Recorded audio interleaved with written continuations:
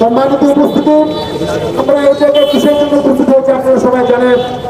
আল্লাহর পয়গম্বরকে কটূক্তি করা হয়েছে, সাহাবায়ে কেরামকে কটূক্তি করা হয়েছে, সাহাবায়ে কেরামের ইজ্জত নিয়ে কথা বলা হয়েছে, আল্লাহর পয়গম্বরের কথা বলা ইজ্জত করা হয়েছে। আমরা এখানে একসাথে হয়েছে এই জন্য আমাদের নবীর ইজ্জতের ব্যাপারে কেউ যদি কথা বলে তার ফাঁসি চাই, ফাঁসি চাই।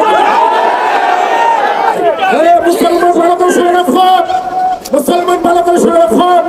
আল্লাহর পয়গম্বর যখন মক্কা বিজয় করলেন, মক্কা বিজয় করে আল্লাহর পয়গম্বর সমস্ত কাফিরদেরকে একসাথে বসাইয়া ওই মক্কার চত্বরে আল্লাহর পয়গম্বর বললেন, তোমরা কি জানো এখন যদি আমি মাত্র একটা আযান করি তোমাদের কল্লা উড়ে যেতে পারে? কথা ঠিক কিনা? আজকে তোমরা আমার কাছে কি চাও? তারা বলল আমরা চাই আপনি আমাদের সাথে ভালো ব্যবহার করেন। আল্লাহর পয়গম্বর